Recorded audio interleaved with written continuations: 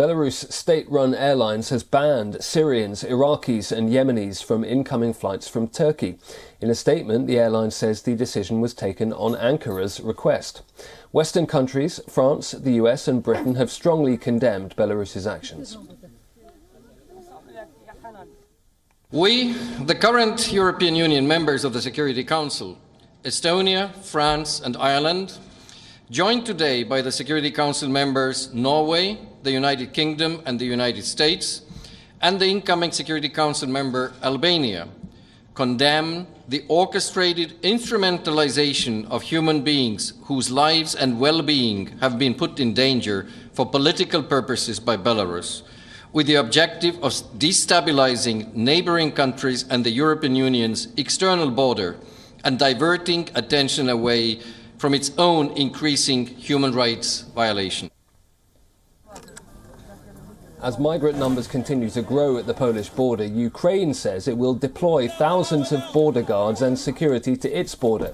It shares borders with both Belarus and Poland.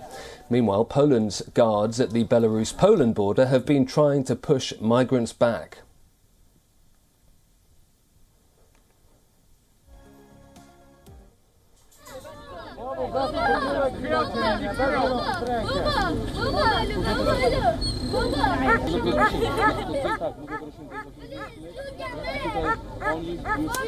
As governments quarrel, thousands of men and women and children as well remain trapped at the border, enduring freezing temperatures in makeshift camps. Poland has reported at least 7 migrants so far. For the latest from Moscow, let's go across to Julia Chapman, who is joining us live now. And Julia, European leaders have been urging Vladimir Putin to use his influence over Minsk to de-escalate the situation. What chance is there of that happening?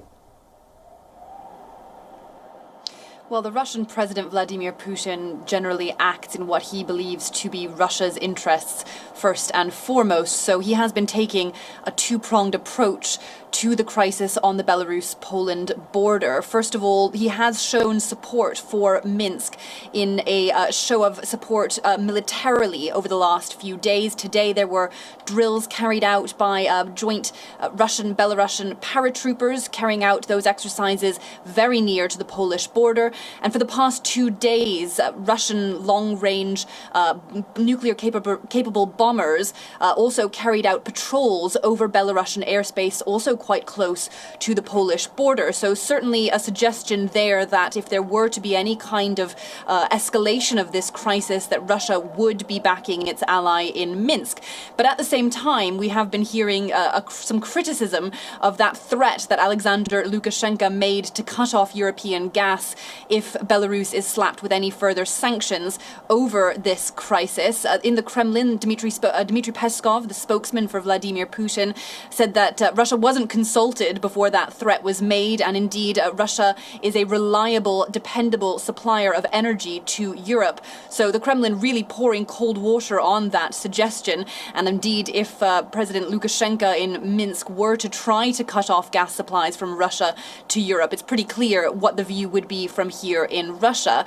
Indeed, there is certainly a lot of influence that Russia has over Minsk, and European leaders in Poland have accused Russia of in fact masterminding this crisis. That's been denied adamantly by the Kremlin, of course, which is really watching from a distance for the most part to see how the situation plays out. And Julia, meanwhile, the US is warning of a possible Russian invasion of Ukraine. What is Moscow saying about that today? Well, the Kremlin has said that it has a right to station its troops anywhere it sees fit.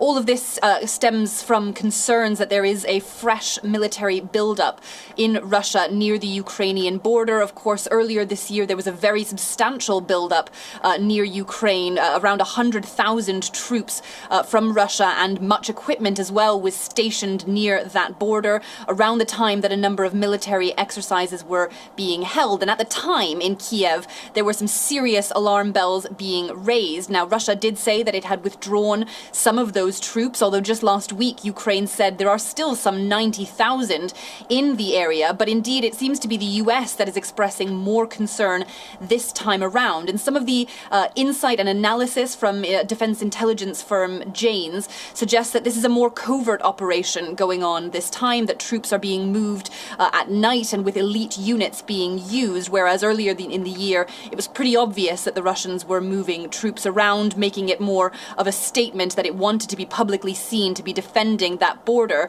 What's going on right now is much less clear, but certainly the US has vowed to stand behind its ally Ukraine in the face of any Russian aggression. OK, Julia, thank you. That's Julia Chapman reporting from Moscow.